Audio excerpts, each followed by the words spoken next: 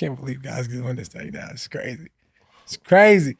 So y'all understand, like, I've done all of my episodes in this room. All of them. And when this first started, yo, bro, you was locked up. Like there was no ETA for you to come home. Like you didn't have, like we would talk about you on the pod, me and old boy. Like it's just really like I said one day I'm gonna do a podcast. And yo, God's been talking to me about like just doing everything I need to do, regardless of what it looks like. You know what I'm saying? Just the timing of it. Like it don't gotta be perfect. Like you don't have to have all the money in the world. You don't have to have 10 episodes lined up. Just start the process. So we here. We here live and direct. We all have things buried deep. For some of us, it's intentional. For others, it could be a survival tactic. But in order for you to heal and grow into your purpose, into who you were truly meant to be, sometimes you gotta have those uncomfortable conversations. Man, it's time we unpack. By your spirit. Dear Heavenly Father, I just thank you for this time, this place, and this moment. I ask that you let the Holy Spirit into this atmosphere. Allow us to be used. Allow the story to be told through you, Lord Father God. Narrate this entire experience, Lord Father God, and put us in a position to be transparent, be available, be here. I ask that, Lord Father God, the story that we tell, the information that we give, the places that we present from, Lord Father God, be as raw and authentic from our heart. But Lord Father God, from a place where you allow us to grow into who you want us to be. So let today be a change, not just for us, but for our audience as well. I ask that Unpack, grow to be an experience that you lead for us and the people. In Jesus' name we pray. Amen. Amen and amen. Cameras on you. All right, welcome back to I guess you could call this season 2 of Unpacked.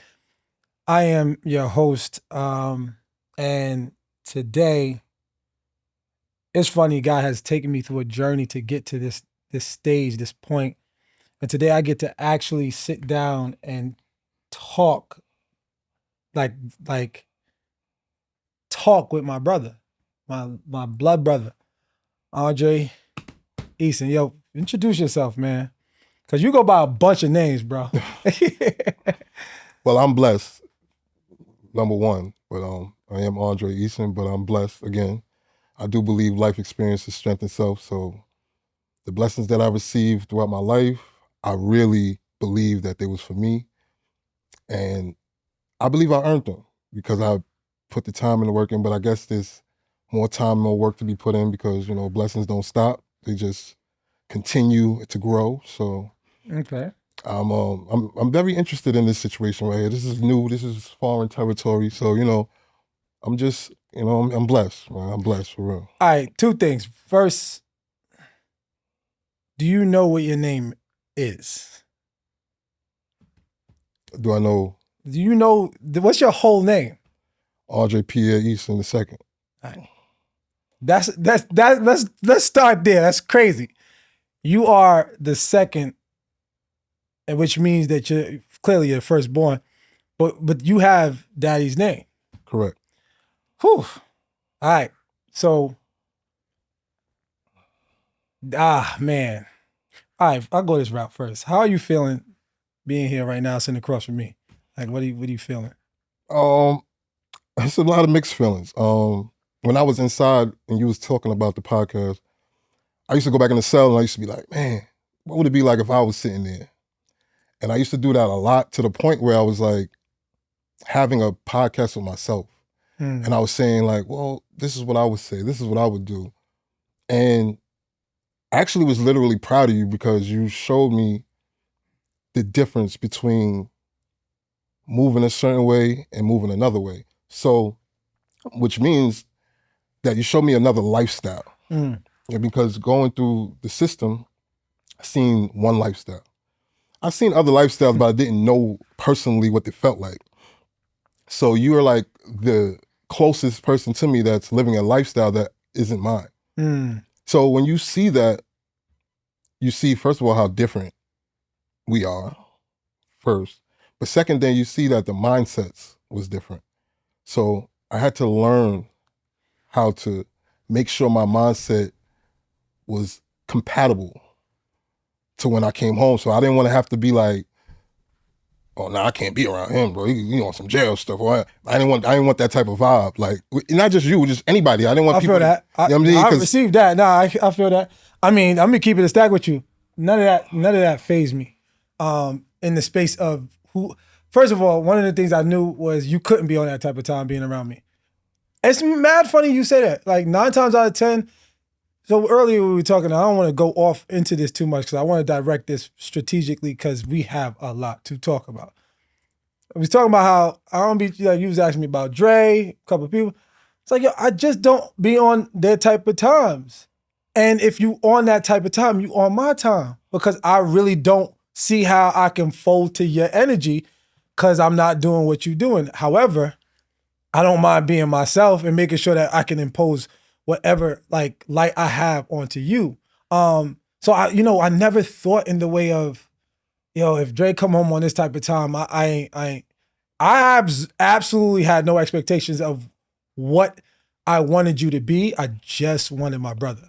And what I'll do is I'll ask you a question. What do you, when you think back, when you reflect on the time we were growing up, what's like one of the first memories you have that comes to mind when it comes to us?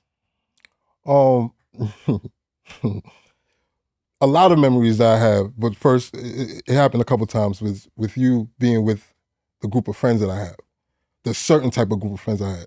Because I had different type of groups. So I'll let you, you kind of was around the group that was like the friendly friends. Like they wasn't into nothing. We balled, play video games, smoke a little, you know what I'm saying? Things like that. Like we wasn't into too much. So I could have you around them. But there was a group that you couldn't be around. And I kind of made sure you never was around.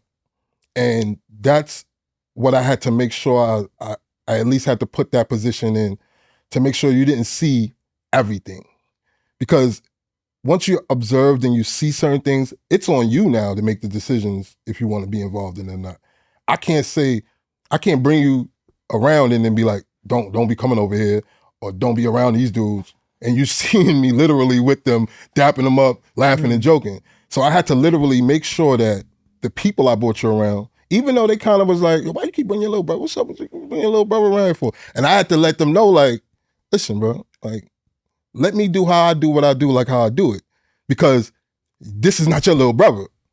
And you have a little brother, you want him around, you want him around everybody, cool. But I can't do that because it was almost a certain responsibility I had. And I didn't take it fully. I'm gonna be honest. All right, so I'm glad you went there with it, because what's crazy to me is, like, I'm gonna keep it a stack. I never really wanted to. It's not that I didn't want to be around you. I didn't think that I was being let around. I think I was more so only around because those things we did together, and your friends, I only hung around older dudes. I ain't really have friends my age. Right, that's a fact. So the lens is crazy because I didn't know you were letting me be around you. It does kind of make sense to the extent of what you're saying now, because I do know you knew a lot of people, and the weird part is you don't know I knew who you knew too. You just didn't let me around them. But because I moved how I moved, I found out who I was through a bunch of random people. Oh, you Bubba's brother. Oh, and that used to get on my nerves. Because, your friends know better than to say that. Because I would always want to be like fighting and getting beef with them because I'm Aaron, right? Mm-hmm. So, dang, the world, like, that's crazy. I didn't know you had a perspective. Now, here's what's crazy. And it's so crazy that you said I couldn't tell if I showed you something or I let you around something, it's on you. You got to think about it. I had in my mind, I already kind of knew that. Because you gave me something to say, I'm not doing that. And the reason why is, well, let me make sure I'm not going off, because I feel like it's like one of those things where I want to navigate directly. Forget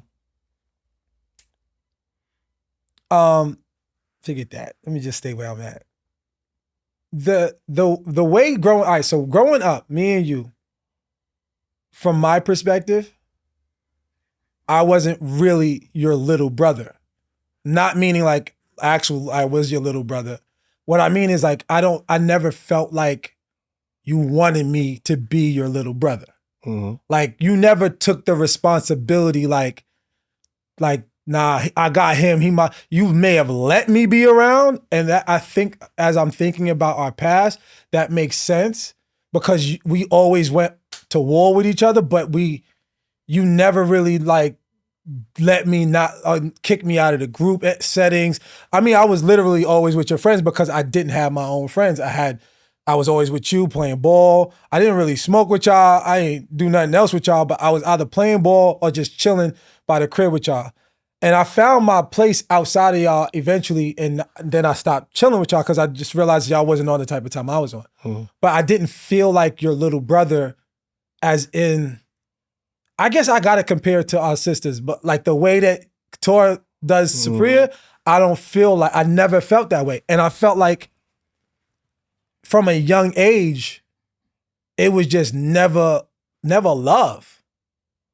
You know what I'm saying? No, I understand. I know exactly what you feel.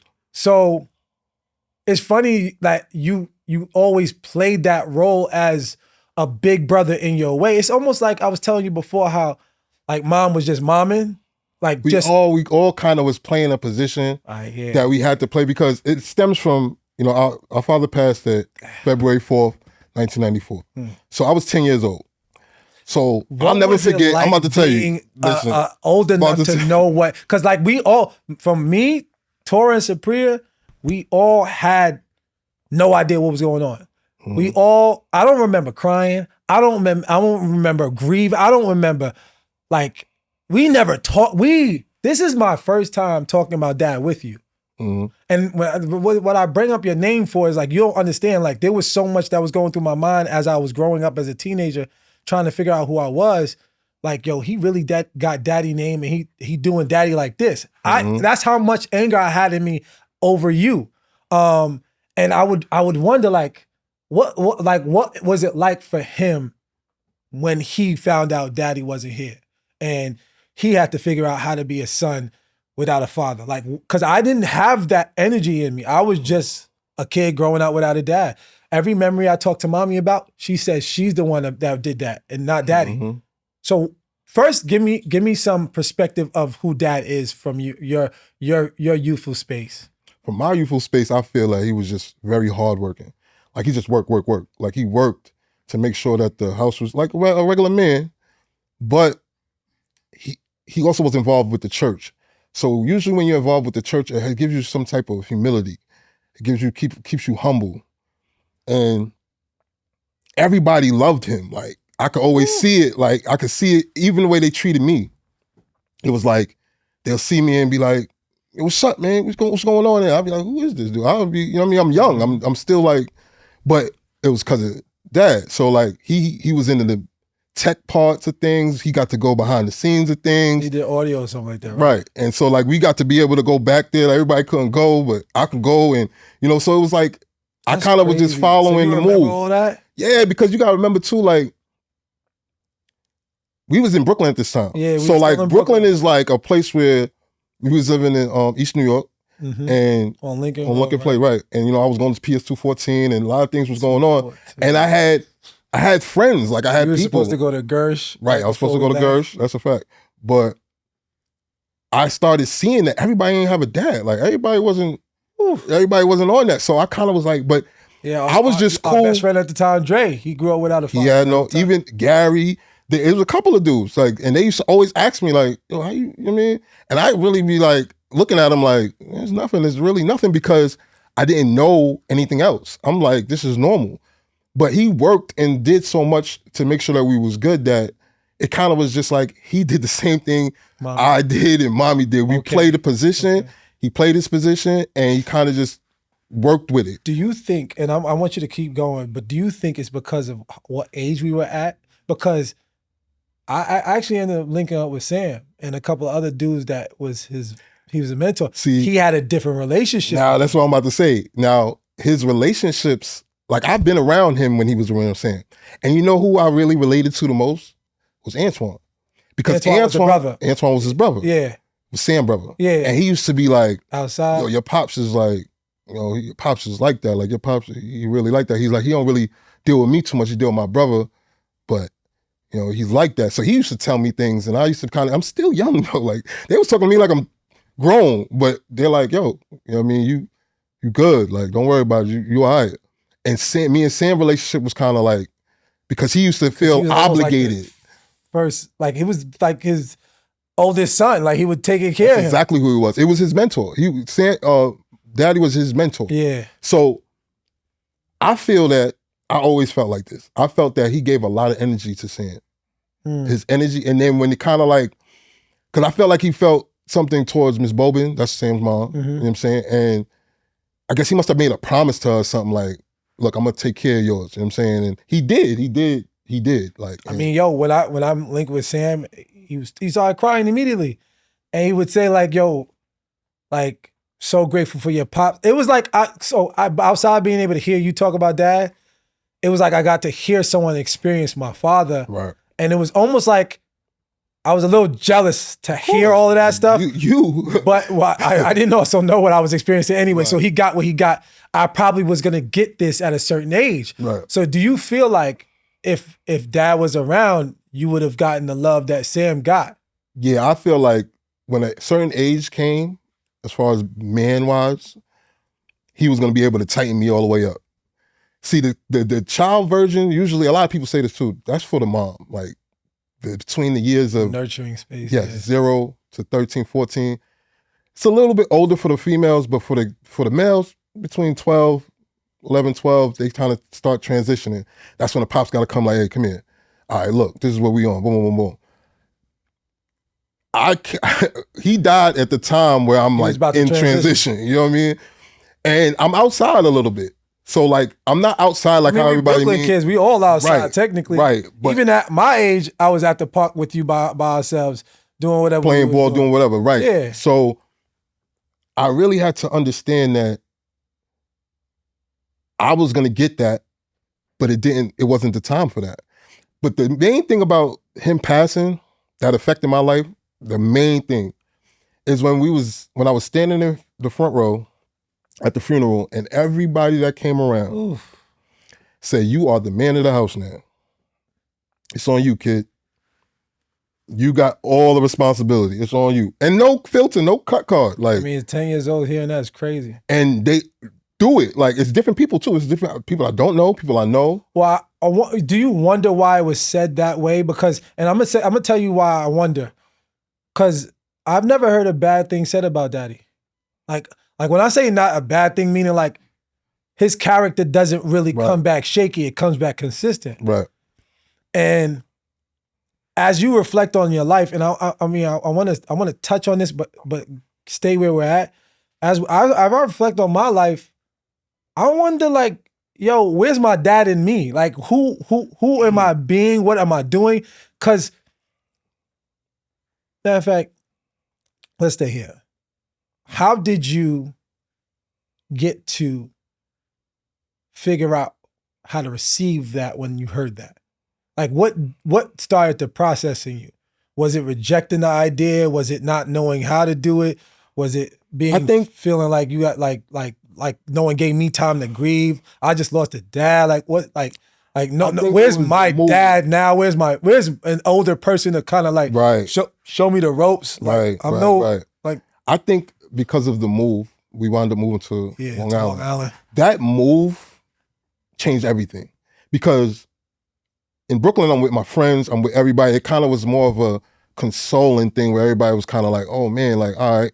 And they got this. They don't have fathers. So they like, bro, we doing this anyway. So like, you with us now, like, don't trip. But to move me, to Long Island, and I kind of went out there with like I'm gonna say like a attitude. Like I really had an attitude because I was like, yo, what are we doing here? Because now I'm old enough to understand. I'm only 10, but I'm 10, 11-ish. And I'm I felt that way when I was in elementary school. At my age, I was like, yo, I'm a Brooklyn kid. I don't want to be in Long Island. I hate the idea that we're out here. You know what made me hate it the most though? Because I was in 5th grade and I'm about to go to 6th grade. We about to go to junior high school. Everybody getting prepared for junior high school. It's lit. 6th grade and We go to Long Island. I'm back in elementary school. I'm like, oh nah, this is not I gonna cut didn't it. know that. That's crazy. Yeah, and it really messed with me mentally because it may not really be nothing for real, but it felt like I backtracked. And then, Long Island was cool. Like, what I mean, it was all right. Like, it was cool. Like, that's kind of where I had to adjust my thoughts process because we're not in the city no more, so it's like a little bit different. But I still had a lot of anger in me because anger and sadness together is a bad mix. Because you don't know what to do with your anger and you don't know what to do with your sadness. So was it genuine or was it like what I mean by genuine is like I didn't know I was angry. I didn't know I was sad. And I genuinely had no way to connect it to Daddy's passing because there's no moments that I can look at and feel and say, I just feel the void. That's real, void, really all it is. So when I say that to you, I feel like it could be more genuine because you actually know what you're missing. You actually remember the voice. All I have, if you look at pictures growing up, my wife even says it now, I smile like this in my pictures because that's how I attach myself to my pops. I feel you. Like I used to wear his jersey under my jerseys when I played ball. Thing? Like, huh? The Nazareth? Yeah, like I didn't have like ways to connect to him that I knew. So I just grabbed what I had and I used whatever it is that was I remembered. So it was like I was trying to figure out how to be attached to a person I did not know. That's fine. That's crazy you said that because after he died, I lost like a lot of feeling. I got numb to a lot of things. Like I got numb, and that's why I think the anger came from because I didn't care about a lot of stuff. That was my problem. I didn't care about nothing. My dad just died. The world is trash. Like I'm cool. Like I don't care. I don't care about nothing. I don't care. I don't care. I don't care. I don't care. That's why my attitude was such like that. I didn't think about mommy. I didn't think about child. I didn't think about nobody because it's like you just took the person that was supposed to mold me into being the best person I'm supposed to be. So now I don't have him, and now it's like you're gonna just bring people around and be like, hey, yo, I'm gonna show you something real quick. Let me show you how to be a man real quick. So now the streets, like a lot of people don't understand. You don't have to. Our parents wasn't on drugs, none of that. Like our mom just she worked very hard. Come in, babe. She worked hard. You know what I mean, and come here. Give me my kiss. No, come here. Hi. Can you do some filming for me, please? Yes. So I really didn't like I didn't care. You know what I'm saying? Because I didn't like the fact that I got the short end of the stick. Like, and then, like you said, like with Sam, like I used to talk to him and he used to be like, yeah, your pop, And I used to look at him like, and it's crazy because I always felt like, kind of like, oh yeah, he's probably gonna try to like, take the initiative and be. Keep it a stack though. I'm watching how he raising his sons now, and I love it. And I know he couldn't figure that out no other way. That's cool. Like he's all over his kids. Like when I tell you all over, so I love it because I'm a man now. So like it's very easy for me to see this with a better lens because he probably was trying to figure out how to become a man without being to lean on two at the same time, even though he had one in the prime years. Correct. Right? So I'm looking at how he deal with his sons, and we don't have to talk too much about it, but like, so his sons do everything, like ball. The life that we was living with Ma, that we probably would have had a better version of with Dad attached to it, he does for his sons, but on 10. So I see him using what he had. You know what I'm saying? Like, I don't think he's a good product of what he got to experience, is what I'm saying. So if I look at it like a man, I could take this personal and hate on somebody that had nothing to do with what, it's not our fault. It's just, he got to experience somebody longer than we did.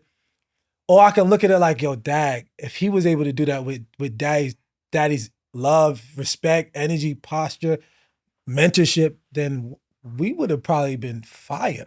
I mean, that's what I think too, especially y'all three, like you, Taurus, Supriya, like y'all did good without it. Like I can imagine what y'all would have did with it. See, me, I was a rebel. I'm not gonna lie. Like I kind of like was intrigued by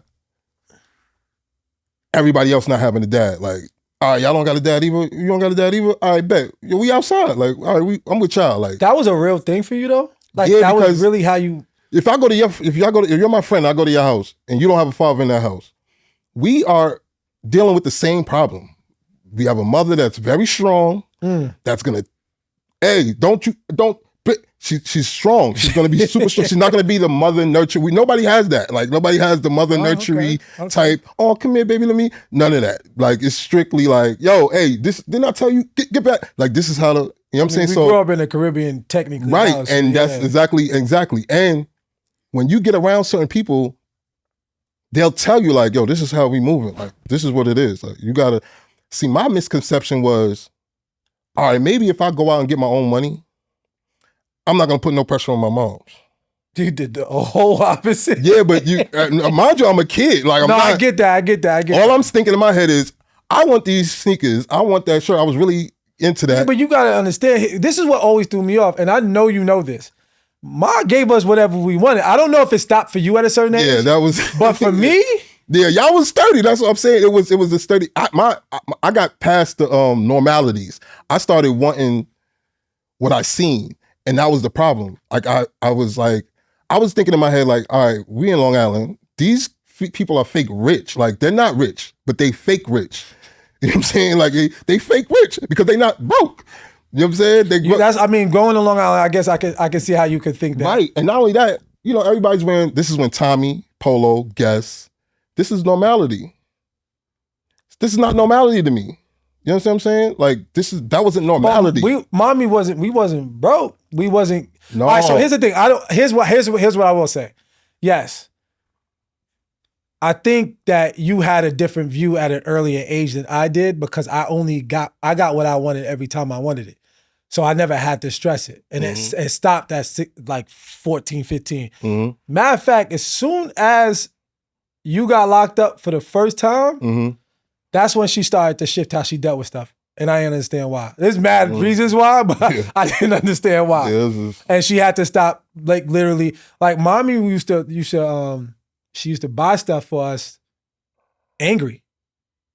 Not angry, yeah, but like, I know what you mean. Yeah, like she would be like unhappily purchasing everything we want to buy, everything we want from the store. And that was her closest form of love and nurturing, like in terms of just always giving us what we wanted. Right. So I don't know how, I would hear, I remember being young and hearing a story about how you robbed the supermarket on a bike. Like I was trying to figure out what is Dre doing, because we not broke at all. Like we not hurting. All the stuff I used to hear, I was almost like, yo, I know he don't do crack. I know the weed ain't that crazy. Like what kind of friends is he chilling with? And why does it seem like no one else does this but him? So like coming up, like I'll speak to this. When I was growing up, because we wasn't sturdy together, we fought almost all the time. First of all, how did you feel about that? How did you feel about me as a little brother in terms of how I got down? I just know that you was what we call a smart aleck. You know what I'm saying? You kind of like, you got to respond so fast for stuff. And it's like, when you from a certain type of neighborhood or you certain type of things, smart alecks are kind of like, you like, man, you know this. Okay, so you know this too. So it's like, you really knew stuff though. You knew how to play ball. You knew how to dress. You had your and nobody taught you all this stuff. So people used to be like, yo, your little brother, man, he's a little cool, little fly dude. And I'd be like, yeah, he's sturdy. But they'd be like, yo, bro, he got an attitude. Like, what's up with his attitude though, bro? And it was like, because I wanted you to be around because this is what the type of people I was around, they was cool. So when they used to be like, yo, bro, your brother, bro, he's cool, bro, but man, like, jeez, bro, I'll be one, because it's like, out of respect for me, they ain't nobody gonna touch you. But you literally, I used to make people want to fight. Yeah. But I was okay with fighting everybody. Yeah, but the people I dealt with, we wasn't, like I said, we wasn't on that. That wasn't the type. Now, if I brought you around some other type of people, yeah, but you want to know what it's like being a little brother of anybody, and not feeling like that's why I say I didn't feel like your little brother. Like it was almost like I had to be my own man. But that's what I wanted. I'm not gonna lie to you. Because I knew what path I was going. And you couldn't come down that path with me. See, Lance and his brother, they went down the same path. Gary and his brother, they went down the same path. Everybody went down the same path with their brothers. I get that. So I seen it. I said, he can't come down this path with me. Because I knew I was heading down some wild stuff. I knew it. I knew what I was doing. I knew what I was shaking with. I knew I was, I knew. I'm partying at 14. I'm partying. I'm in the club at 14. I'm getting in the club, like literally, and I'm in the club and 14 years old. So I know the world. Like I'm seeing the world. I'm seeing dudes pull out guns and start shooting inside the club. Like I remember, like it was yesterday. So I couldn't have you a part of this type of lifestyle. So I had to kind of like shake it to the point where it was like, you don't want to be around me. Instead of me saying you can't be around me, you get the decision like, nah, I ain't trying to be around me. So I mean, it worked because if I had to tell you, the only way I was able to pick up who I could be because of every issue I had with socializing with people, and like I had the same issue with authority. I ain't trust nobody with nothing or information. It was very hard for people to pour into me. I was just like, I'm gonna look at my brother and see him, and whatever he's doing, I'm gonna do the opposite. And that's the point. And for you and for the girls, because I don't want them dating somebody that I was. Well, God took care of that. Like, yeah, but I know he did. But to the point where I don't want you to look at. See, a lot of people, especially when you're an older brother, you be like, I want you to look at me and see, and this is what you boom, boom, boom, boom. I wanted the total opposite. Don't do nothing I do. Don't be around nobody I be around. Don't be nobody that look like me. So can I be honest though? Because I didn't even know you had a method. I was a poor older brother to my sisters. Like, don't get me wrong. Like, no one else from outside can tell, but because I know our dynamic as a family, because we're the tightest family that's not tight at all in some sense of the word, I knew I did not do a good job as a big brother because I didn't know how to be one. Right. And I was so far into the identity issues of trying to figure myself out that because there was no like uncle, there was no that's what I'm saying. I mean, it really pained me to not like my older brother. Like it was really hard because it was almost like a posture I walked around with. I told people I was, I guess, the smart aleck energy, it carried into aggression. Like I was aggressively smart to people, aggressively disrespectful. Like I was always creating this barrier between like wanting to like me. And I was trying to figure myself out by making sure I knew a certain amount of things about myself. Like I know I don't want to be like my brother. I'm never smoking weed. I'm never drinking. I'm never wearing clothes like that. That's perfect though. Like I see how you seeing it. It worked out for me. It worked out for me. Perfect, right? But it was really a cry for you. I understand, yeah. You know what I'm saying? Because like you were the weirdest role model ever. You didn't have to do anything but be yourself. Right. And I used you as a staple to figure myself out. Now, it wasn't because I thought you were corny, because like I saw how many people liked you. I saw how many girls you would talk to. I saw how many friends you had. I ain't have that. But it was almost like I had to be super unlike you, that I had no social life. I would always lock in to like, I would just be focused on this and focus on that, not on building relationships. You had like a social capacity of like everyone knew you. Anytime I would deal with people in business on the streets, like selling this, that, and the third, they were like, oh, you Bubba, little brother? All right, cool. And I'd be with Crips, Bloods, I'd be with folks everywhere. And it's like, yo, why does he know everybody? Like, why do you know everybody from every hood? And so, I just got down to trying to figure out who I was. And then when I want to say, when you decided, so like there was a part in our lives where we used to get into a lot of fights. Do you remember any of our fights? I mean, I remember them. Yeah, they were sibling fights. They weren't fights. Because I know fights. So like with you, no. like. But we're talking about when we were kids, because technically, even then, because you gotta remember, like I said, I'm gonna tell you again. There's a life that I had that was kind of crazy, but I kept it away because it was like, and I think that's kind of what brought a lot of anger to when I was around people I cared about and stuff like that, because I still had that lingering. I didn't know how to shift everything around and shifting. I'm like this with you, business, family, girl. Like I didn't know how to. I bunched everything together. So a lot of times you'll do certain things, and nobody in the street can get away with that. Like nobody. And I'll be like, oh, so. And I sometimes say to myself, like, this nigga know who I am, bro. Like, he tripping. But it's not on no, like, super tough monster type dude. It's like people just don't talk to me like this. I'm unconfrontational. I don't confrontate with people because they know that if you confrontate with me, that means that you literally have a problem with me and you're literally like, you want to smoke. You want the smoke.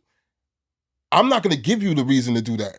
So when we had our situation, I used to be like, what is wrong with this? What's wrong with him? I mean, I can list a million different reasons why, because they were my reasons for years. Right. But this is what I'm saying.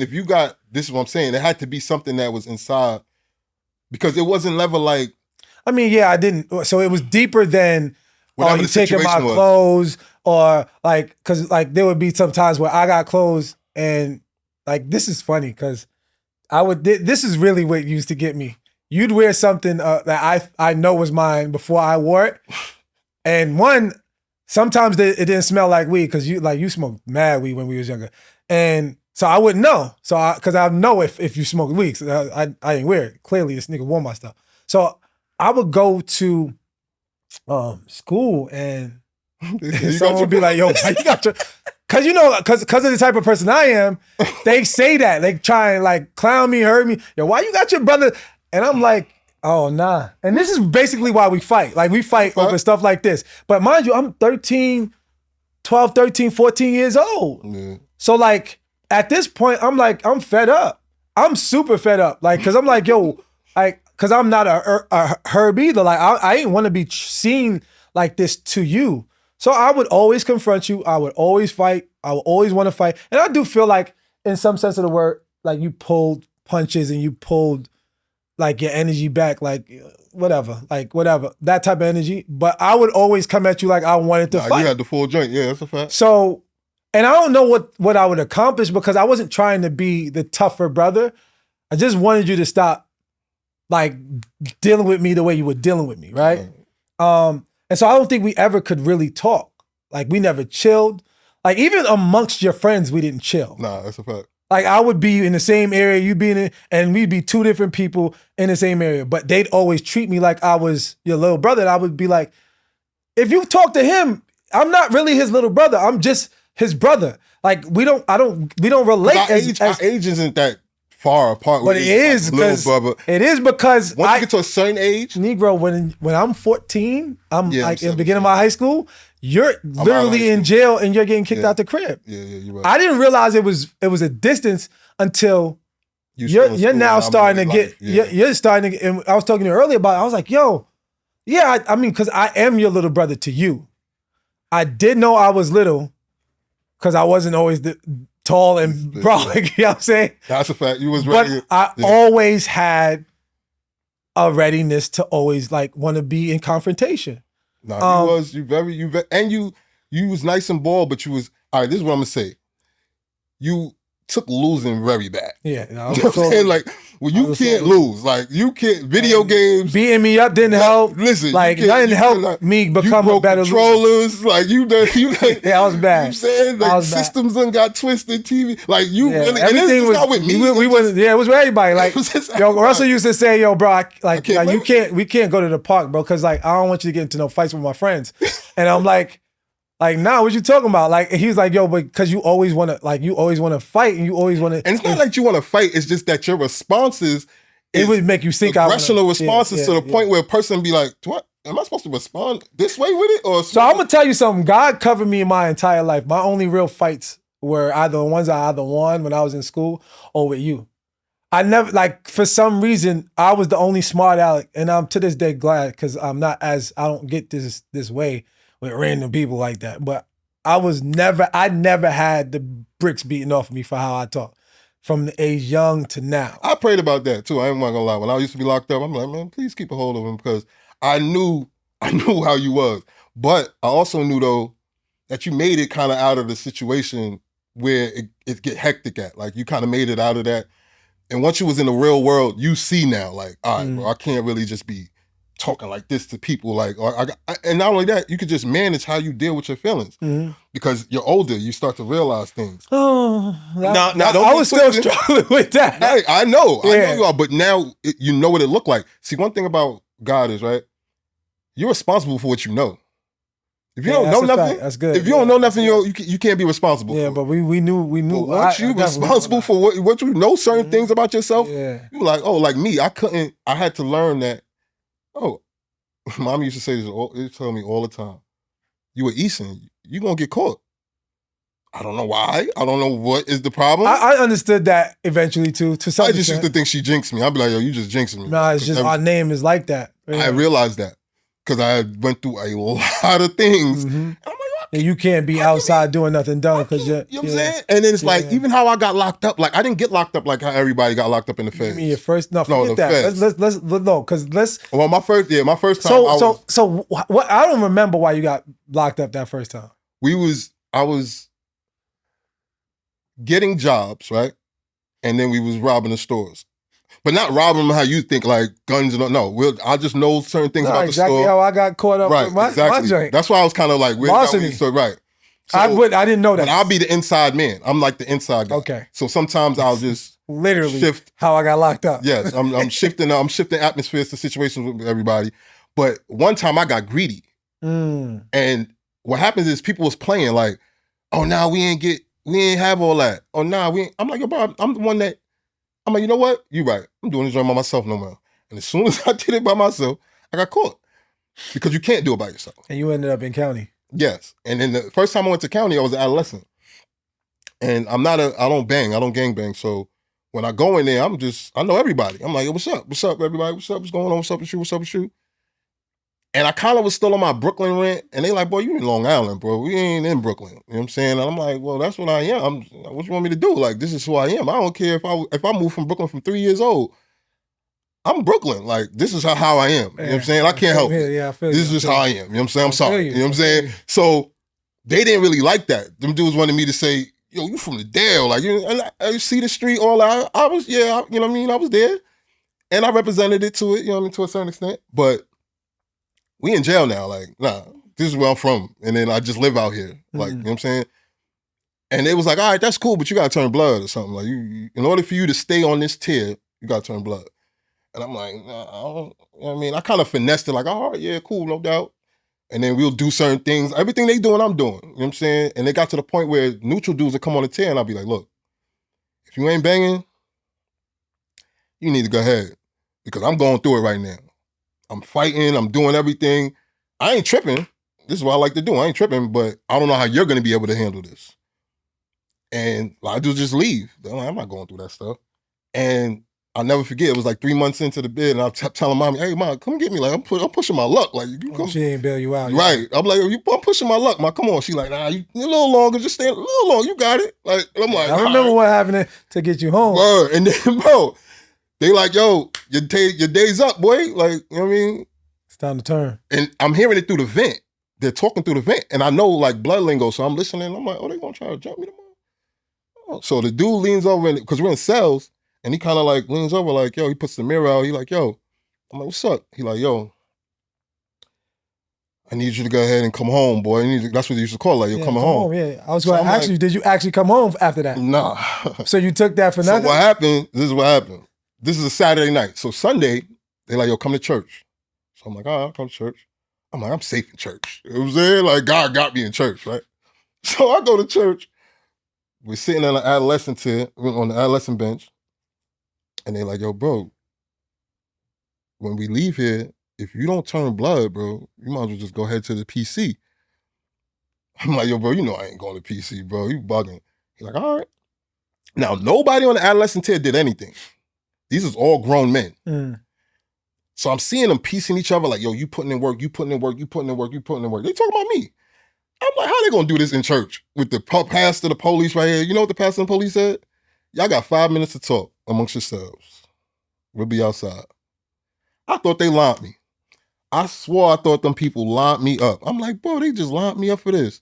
So when they go out, I had seen a dude that, He had killed one of my bros, and he turned around. He said, "Y'all still got that neutral dude leaving in the joint? Oh, y'all soft." I said, "All right, well, that's the one I gotta hit. Then you know what I'm saying? That's the one he's on my radar." And as soon as I hit him, they got me. I'm talking about got me. We in there. I felt like hours. It was only like 3-4 minutes. It felt like hours though. That's how they and I wouldn't quit. I keep running towards him. I'm going towards it. I could have ran out. I could have left. But I'm so mad that they did this. I'm like, what y'all that's what they call oppression. You telling me I have to do this. That's not how it works with the gang members. I know gang members. I know Bloods. I know Crips. This is not how it works. This is not how it works. On the inside, that's how it's different. Even on the inside, they did it wrong. Like they wasn't supposed to. What was the point was keep this tier a whole blood tier. Don't have nobody that's neutral on it. Understandable. But I've been on that tier for 3 months. So now if you didn't just do nothing in these 3 months, all of a sudden now you're like, nah, you have to do what it was they wanted me to take a chapter outside and start a whole nother chapter situation, another set, and they was gonna do this, and it was all type of little kinks with it. But they was like, you gotta turn though. You gotta, like, this is that wave that we're in right now. Everybody's turning blood, so you gotta turn blood. And I'm like, I'll be in Brooklyn too much, Flatbush. It don't look too good, bro. Like, I'm not coming home. And then my cousin, he in Cali, he Crip. Like, I'm gonna let too many people down. So you know what I'm gonna do? I'm gonna just be cool with letting y'all down, because I don't know y'all. And I'm gonna keep it pushing. What kind of bloods were those? Westbury people blood? Nah, it's just because you're in the county, you got the whole Long Island. So it's a lot of Hempstead. Hempstead. Okay. A lot of Hempstead and Roosevelt. Okay. Hempstead, Roosevelt, Freeport. Because I know that Dale, like bloods. Even them, I know them, no. You know That's what I'm saying. You said you didn't know them. But they wasn't in there. Okay. You know what I mean? Nobody from Uniondale was in there. I didn't see, this is Stead, Report, Belt, like this is what, and they don't really know me. They looking at me like, because I mean, like we still young. And they're not in the scene I'm in. Cedar Street is really like a Uniondale beef energy. Yeah, and we're partying a lot. All we do is party. You know what I'm saying? So we really ain't on nothing else. Like we with the gal, the weed, and the partying. That's what we on. You know what I'm saying? We have to beat you up, we beat you up, but we're not on that. Like when we come in the club and we partying, we're not really trying to cause problems with nobody, but you know what I'm saying? I can remember Island Rock back in the day. Island Rock, all that. That's a spot right there too. That's the after. Okay. But I wound up getting jumped. I go to the hospital and they broke your jaw, right? Yeah, they cracked it. It was fractured right here because I could still be able to. It was fractured right here. It was wide, so you had to wire it, and they wired it shut, right? Right. So you want to know what my perspective was? What? So you gotta think, like, I never really saw you get into nothing outside. I didn't realize how long you were in. So I'm thinking like, because I personally did not believe you were a street dude. I thought it was more like you were just like trying to figure out who you were, right? And I'm like, see? So you gotta remember, I'm not jacking you at this time. So I'm like, see, this dude think he tough. Now he got his jaw wired shut. And you came home, and it kind of messed up mad stuff because you wasn't home for mad long. No, not at all. Like you wasn't home in the house. No, I wasn't. For a while. So I had like my own life for a while, like without you. I remember. So like in my mind, like I'm like, this is crazy. So here's what I remember though. Like when you came home, your jaw was wide. What got you kicked out? Because mommy didn't kick you out during that. Next time you go to jail, it's over with. I'm not bailing you out. And you can't. So this was after everything, all that came out. When was that though? Because like I feel like I have this memory of it being around the same time. It is the same time because I had to go back in because I know now I'm adult. I was about to turn 18, and I turned into an adult. So now I go back and now I'm adult and I'm seeing because. What do you mean you go back? You saying that like it was like a bus ride? You got arrested again? Yeah, I go back. Yeah, that's what I'm saying. I'll go back. No, because you got bailed out. Right, but now I still got to deal with the case though. It's not. Walk me through this, bro, because stuff happened because of that. I catch another case while I'm on that case, and I know mommy ain't bailing me out, so I don't even ask for bail. I'm like, let me just do this time, like get this time over with. No more bailing out, you probation, do county time, and then it'd be over with. But then they like, yo, we're gonna give you probation. So I'm like, all right, let me get that.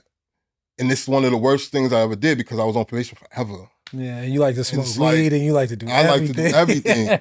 Like at a And young it age, just- being on probation is actually like jail. It crushed me. It crushed me. And everybody laughing at me like, oh, what are you doing? Nobody does that, bro. Do your time, bro. Like, Yeah, because being on probation at a young age means like you can't get in trouble for And it. my PO As was an kinda adult, weird, you like- you know how to not be in trouble and getting on probation. But I knew when I got on probation at 19, like I felt like I had perimeters on me all the time. If I got stopped did. in the car, anything, any little thing I did, they were going to try to arrest me and throw me back in. and that's how it really was. And that's how I got in more trouble. Like, I caught more trouble being on probation than just if I was just out regular. Like, if I would have never took probation, I'd have been cool. My record wouldn't have been so crazy. But because I'm on probation, you go deal with that. Then you got to stay in jail because of the VOP. Why you got arrested the second time? Weed. Okay. How many times was it weed? Just weed, I should say. About like 6 times. 5-6 times. So- because you go from You gotta understand. blunt, a little roach, to ounces, to pounds. It depends on the No, situation. bro, I don't get it, but I get it. Yeah, it was different I knew situation. It you were wasn't just getting like, arrested. So can you tell me, perspective, because I want them to get, before we go, I'm going to stay on us, but I want you to tell your story about like your journey. But how many years were you free from 17 to now? how many years with an S? Actually free. With an S?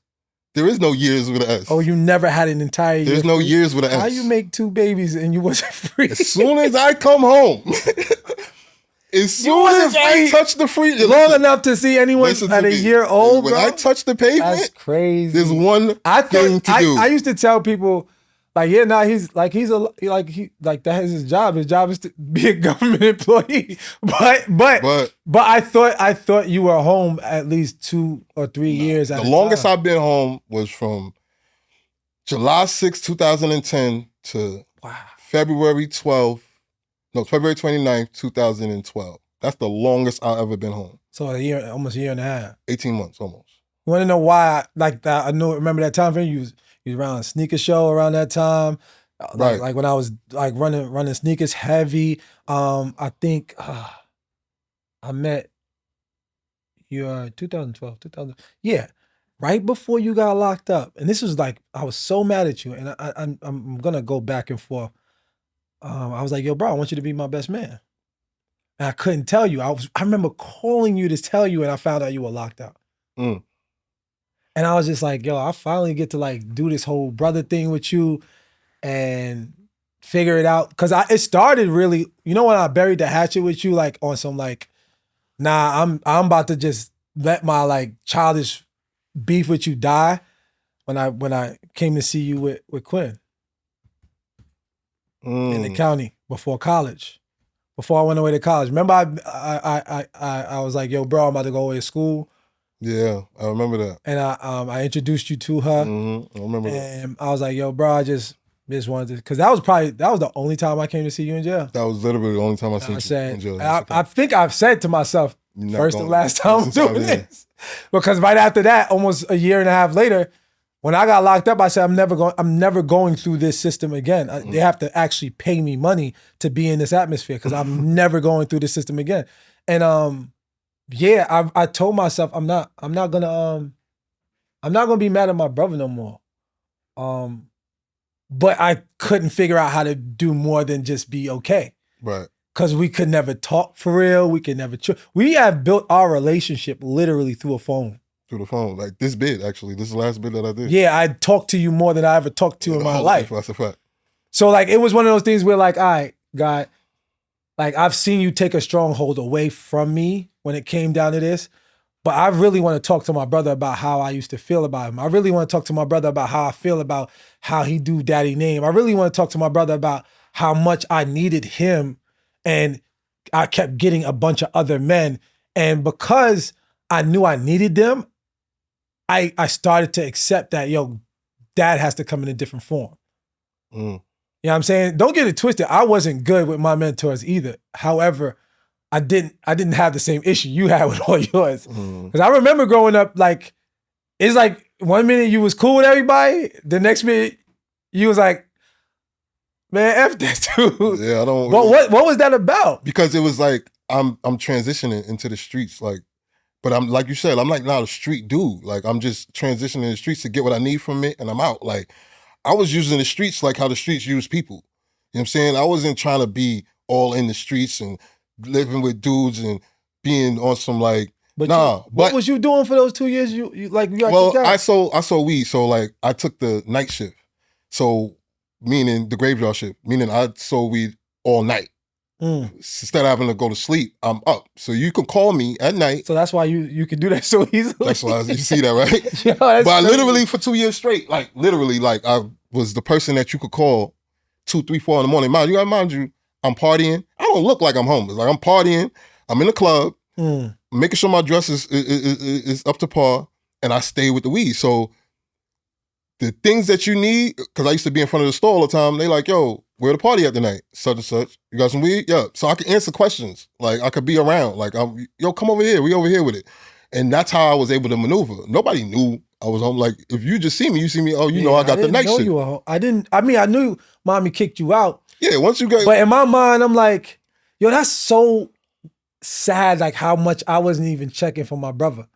Like, I was just like, good. I didn't realize anything. I thought you might have gotten arrested. I don't know what it was, but I was so detached from trying to figure out how to be little brother that I didn't know you were homeless. You turned into yourself. You had to actually turn into yourself. And that's a good thing too, because I'm not running around like, yo, I'm homeless, y'all. Yo, I'm homeless. The way I'm moving regular. Like I'm not moving any other different. It's like 4 of us that's homeless. It's 4 of us. And we all together, we in the same spot. We chilling, like, you know what I'm saying? We making sure everything is, you know what I mean? I got female friends that I'm dealing with. I go to them, holler at them, be at their crib. But what was killing it was the sense of responsibility. Like I kind of didn't have no responsibility. I kind of was just out there. And it took going to jail and then meeting certain type of females, like my first baby mother, and meeting different type of females showing me like, nah, this is what you need to, you know what I mean? You need to tighten up like this, boom. And I'm like, all right, bet. It's always a chick to do it. Yeah, it's always a female. It's always a female. Especially when they know, like, I'm telling them like, yo, I'll be getting locked up. I ain't gonna lie. Like, I'll be getting, you know what I mean? If you don't want to deal with that type of lifestyle, you know, just keep pushing. I ain't gonna knock you. But if you gonna deal with it, these are the type of things I be into. This is how I survive. You know what I mean? And at first they be like, man, you ain't. But then when they see how real it get, they like, oh, nah, you really like, okay, you playing. First baby mother dealt with the same thing your second baby mother dealt with? Or yeah. It got worse with? Yeah, because, you know, it's crazy because both of my baby moms, we both had cases together.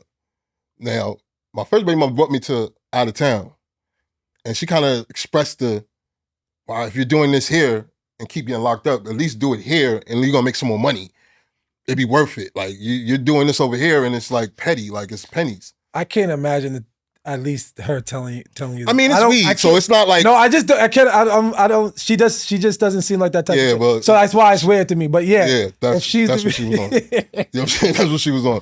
But that's crazy. It was more of a like, yo, bro, like if you're gonna make this decision, like at least do it to this. And it's kind of like crazy because everybody was like, yo, bro, don't go out there, bro. Yeah, PA is a scary world. So what are you doing? Like, I'm late because of me going to jail so much before. People been in PA. People been out there. People been doing that. And I'm thinking I just came up on some gold mine thing like, oh. Out of town like, takes over PA. Oh, it's lit. Yo, they 3,000. Yo, they like, bro, you bugging. Like, now everybody's up. They upstate, right? And then they dipped off. Now they're in Mount Vernon and Maine and New Hampshire. So everybody's moving. I'm just stuck. Like, I'm like, nah, this is where it's at. And they like, bro, people go to jail forever down there, bro. You bugging. Yeah, and I'm like, I'm with weed. Like, y'all bugging. This is weed. Like, relax. Everybody chill out. This is weed.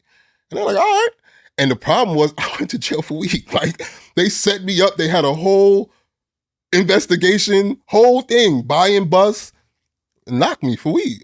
I went to jail and they was like, all right, we bailed out. I got knocked again for selling weed. I'm like, yo, what's that? Why y'all bothering me? And I had to understand, I'm not in a city. Like, I'm in a small town. They do literal investigations for this. This is what they do. You're outside the 13 that you just did. What was your longest stint? 2 years in state, in the PA state, over weed. And then that's when I'm not gonna lie, that's when I graduated. That's what they call graduated. That's when I graduated. I said, no more weed. Because I'm not going to jail for it's crazy. Unless I can get paid. Not only that, I'm not going to jail for no weed, and I'm gonna get the same time, almost the damn same time, which is not true at all. But I'm not gonna get the same time and do time for weed if I can make thousands and thousands more dollars dealing with this. And that's when everything kind of went bad because I changed my MO. Because I'd have still been probably doing 1 or 2 years and coming back home, doing my thing. And now that I look at it, it's like, deal with different type of monsters. Yeah, and so now when I graduated, like they say, you know what I mean, and I went to this heroin and the crack, the coke, the pills, when I started dealing with that, now my life changed. Because now I'm in the big boy league. I'm no longer just the weed guy and just, chill, party. No. There's people that probably want to rob me. There's people that want to take stuff from me. There's people that want to do me harm because I'm not giving them a certain price. And you know how it is. Like, well, you probably don't know how it is, but I'm going to New York to do this. When I come out here, prices change. So just because you from New York, don't mean that you can get the price I just paid when I was out in New York. You have to get this price that's out here. And a lot of dudes didn't like that. They're like, yo, bro, we from the town. We both from Brooklyn, boy. Like, we both from the town, boy. Like, don't do me like that. And I'm like, look, bro, like, what am I doing it for then? What am I doing it? It's what like going into a whole for? other store and seeing another price for a product that you could have got. Right. And dudes actually hate you for that. Like, and it got to the point where... Yeah, I get that, but business is business. Yeah, and that's why I learned how to, that this ain't the weed game. Because everybody would be like, all right, whatever. And I could play with it, I could up and down, but then when you get to this other stuff, you're playing with people's lives now. Because people get sick, they need it, they get violent. Addictions, yeah. Yeah, like now I'm dealing with addiction. I'm dealing with families that's broken up because of this situation. And a lot of people be like, yo, you selling death. And, a lot of people that was in the position I would say were like, they're going to buy it anyway. What do you know what I mean? You're telling me that, like, if I stop, they're going to stop. Yeah. You understand? So I'm like, why can't I get my little couple dollars out of it and keep it pushing? You know what I'm saying? But the problem with that is you come consumed into that lifestyle. You know what I mean? I was trying to stay so far away from it, but in it at the same time. I treated the fiends good. That's how, I treated them so good, like, giving them free this and that. And everybody used to love me. They like, oh, thank you. Oh, but they be like, I can't stand your boy, though. He wants to beat us up if I owe him $5. Like, you know what I'm saying? I differentiated myself from everybody. I wasn't the same. You know what I mean? Because I didn't want to get told on. Like, honestly, like, I didn't want nobody to feel a way where they'd be like, let's get him out of there. Like, he can't. So you didn't want to do anything else?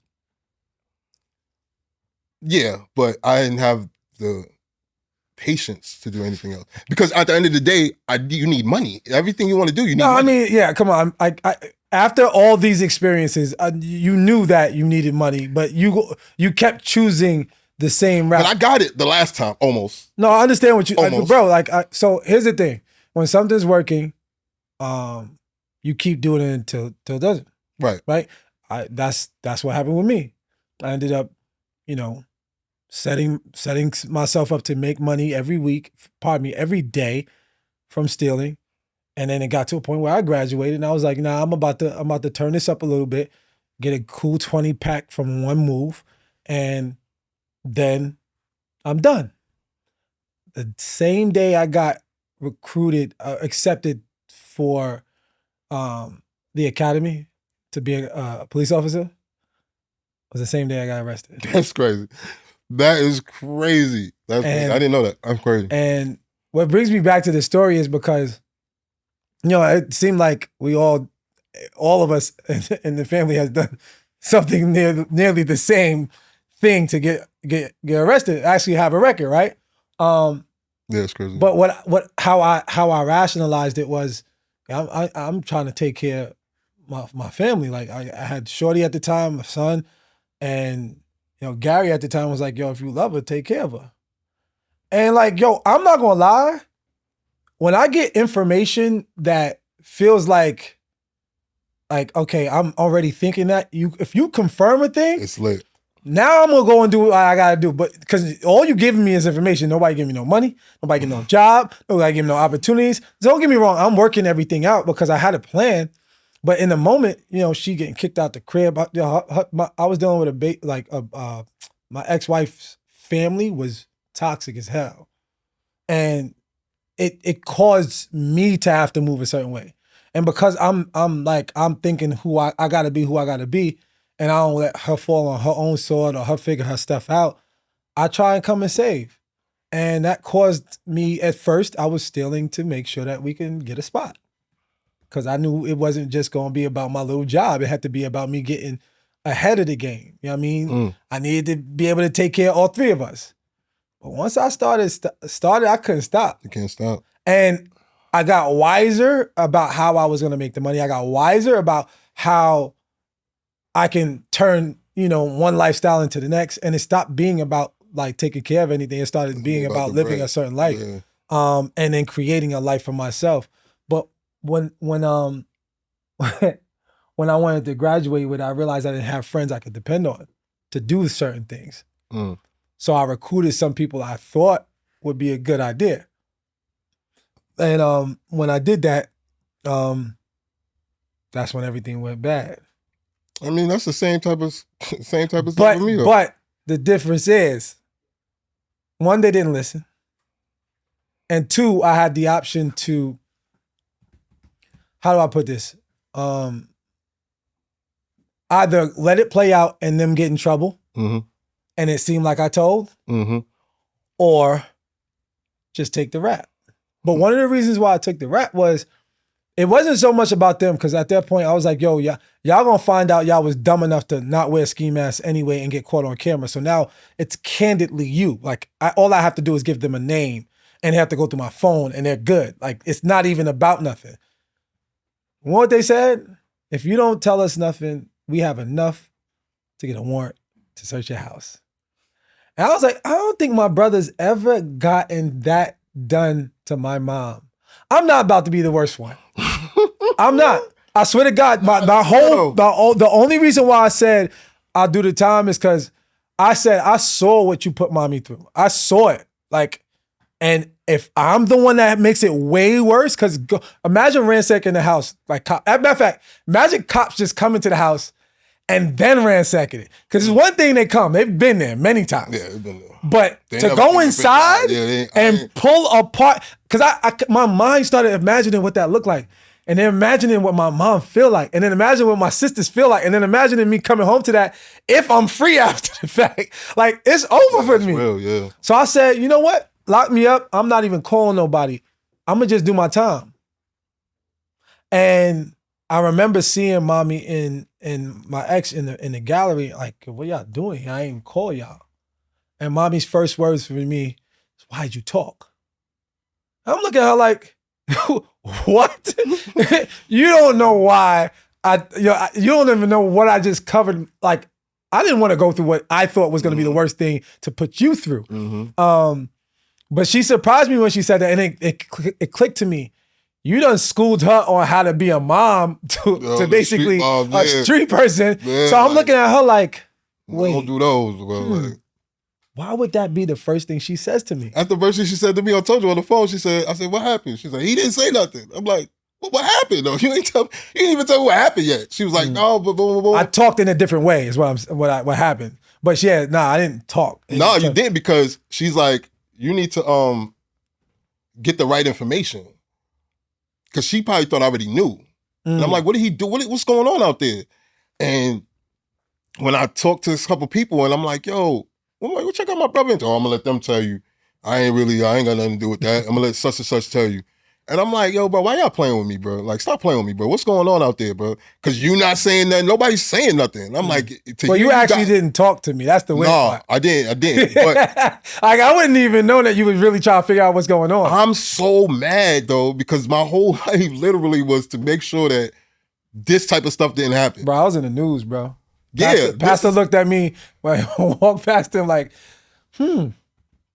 Like almost like all y'all, bro, everyone from Vern, Devon, me, you, like, he was like, I didn't expect, basically gave me the face, like, I didn't expect you. Yeah, we didn't expect that. I didn't expect it. Like, front and center, news. And I was like, yo, I didn't even know I was on the news, bro. Everybody's telling me this. Everybody. So you saying when you calling around. Now I'm calling and I talked to one of the dudes. I talked to Lance. I'm like, yo, what's up? He broke it down. He like, yo, look, this is what it is. Boom, boom, boom. He like, your brother, he good though. He good. Like, So I'm like, what are you saying he good at? It's like, what are you trying to tell me? Because I think they thought I was trying to say like, yo, did he tell? Like, what did my brother do? I'm not, this is not why I'm calling y'all. I'm calling y'all to figure out how did he get put in this position? You feel me? Because I know somebody that has to do with me has something to do with it. It's weird because it's my fault.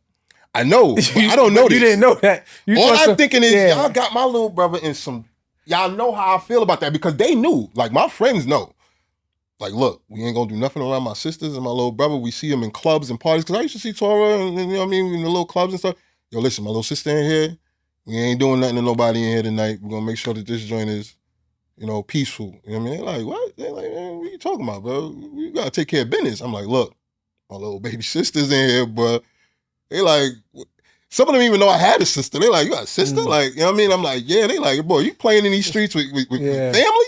But this is the thing though. That's why I made sure of like, my family was separated from it. You know what I'm saying? It wasn't like, you be like, oh, I can't catch him. I'm gonna catch his sister. He wasn't my first call either. It was because the first two people didn't pick up, and I had a timeline. I was about to quit the job. I needed to get it done. I heard. And your boy, he had everything, and like he said, yeah. He was quick to hop on that. Thirsty, yeah. And I didn't realize who I was dealing with at all. No, and I that's didn't. another thing. Like, I was like, outside, you would me like, outside you would think he was.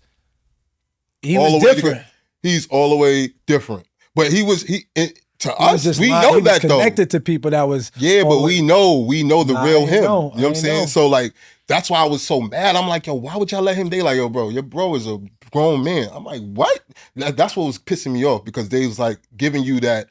Because I moved a certain because I had the hood buying everything from me. Like when it came down to it, but this was before that. Like when you went away the first time.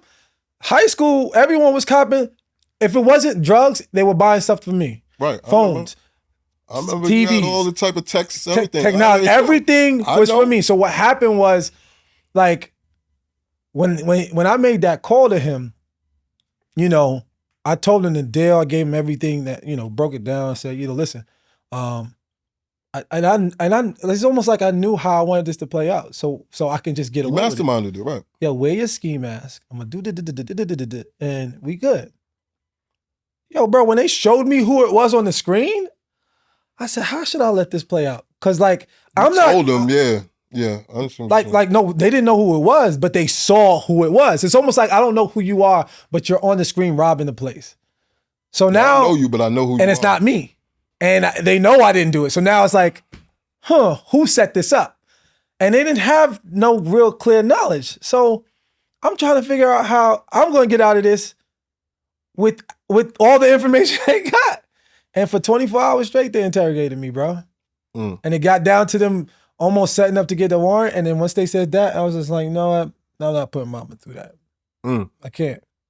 And so like a large part of my identity, a large part of how I operated was solely because of how you were growing up with mommy. And so one of the things I'll be wanting to know is like, yo, what would you think about when it came down to like our relationship?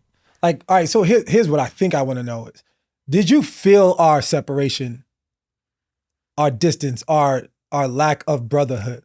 Yeah, very much so because dealing with other people and then them dealing with their little brothers or they're dealing with brothers or sisters or whatever. And I used to look at them and be like, I'm talking about the hardest people though, like the hardest of the hardest. You know what I mean? Playing with hammers, selling drugs, doing all they doing, but they still had little situations with, but the reason, because I had to look into it, I'm like, man, they really be all right with their brother trying to do this and that. But then I used to see, they used to be like, the parent wasn't giving that love.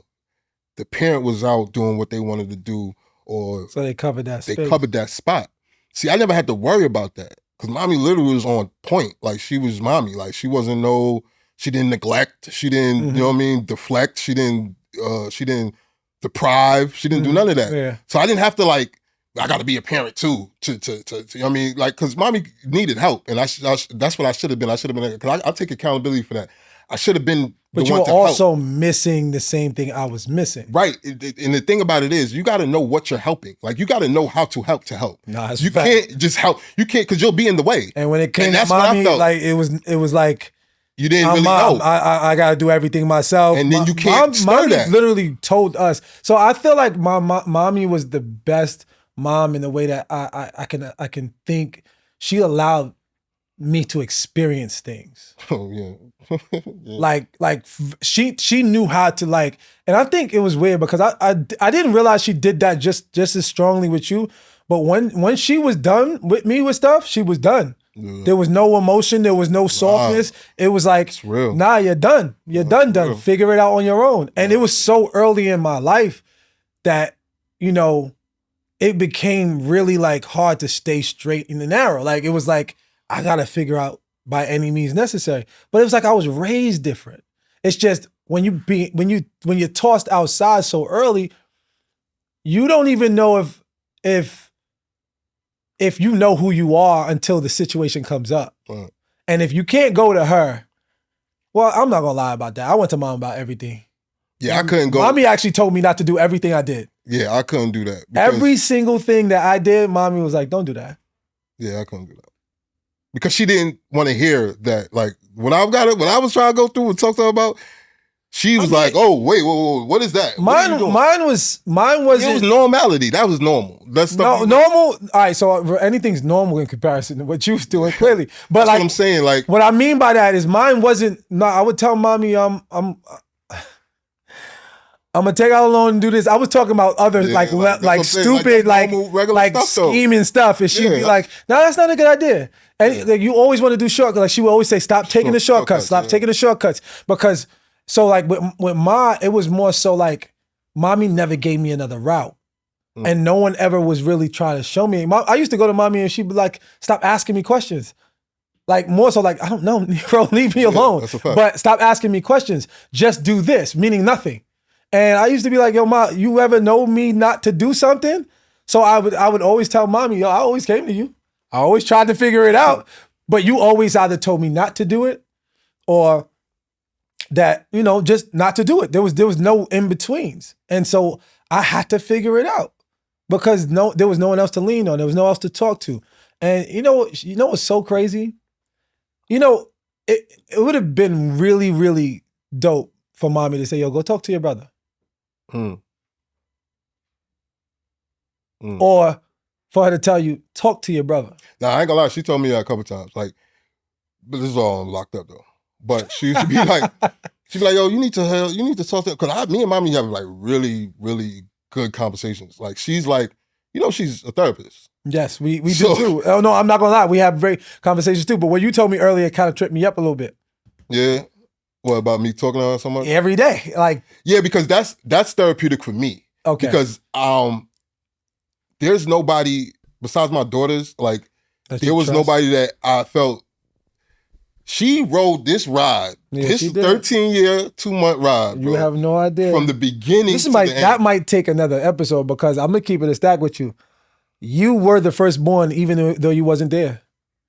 You were literally being taken care of. That's a fact. And we would watch or experience, and this is in our grown years, like mom stressing the mom energy and nothing's wrong.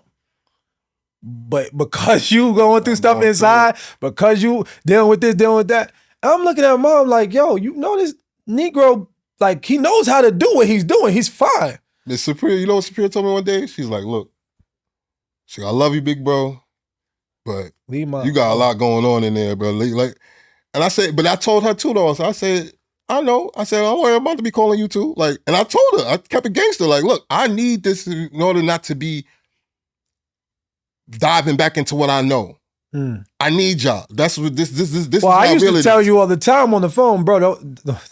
I don't need a story. I need the truth. Yeah, but this Or is just what comes tell me with, what you need. Right. Because I was like, yo, bro, I don't. You did I don't that, know if you you- know this, but I'm not here to say no. I'm just here to say I can't do this or I can do this. Right. Because if you tell me a story, you're trying to. I don't want to be inside with you. That was the truth. I don't care. Nah, to you know be why you inside. want to be there. Yeah, I don't care. know. I don't care. It to kind hear of comes with being in there though, because like I'm in here, but I'm still like living. Like, all right, when you do that, when I do that, hey, listen, I'm trying to do this, and this.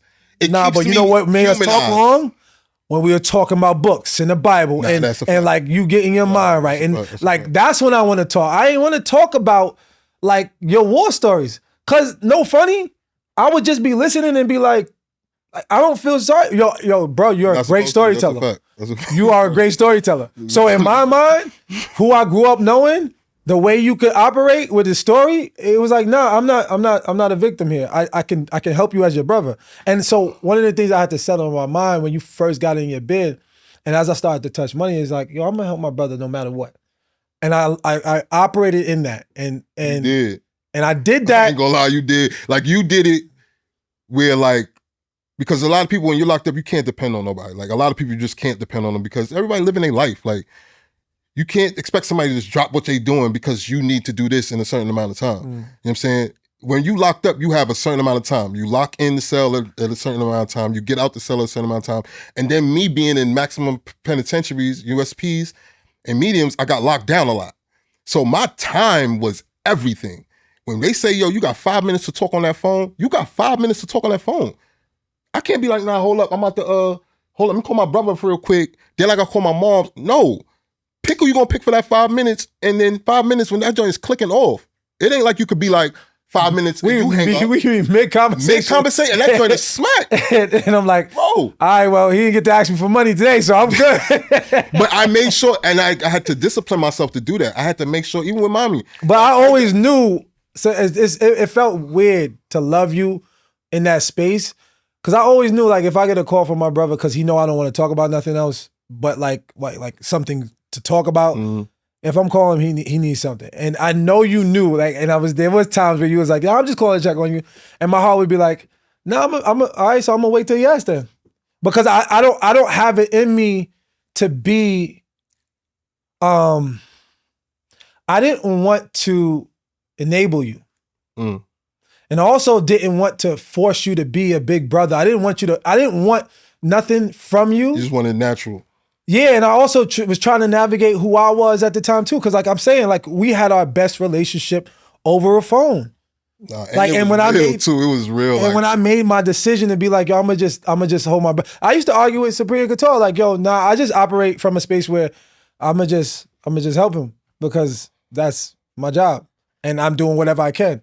I don't care. That's why I tell them don't tell me stories, because that's why I said stop telling people stories, because your brothers and sisters don't need it.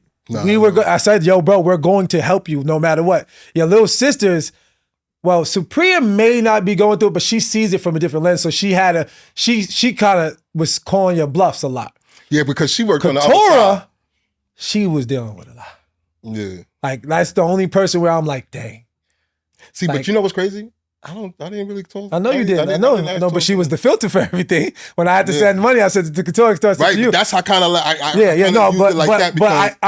had to say to myself, he got to be doing something different with everybody else, because I keep telling him, stop telling stories, stop telling me your stories.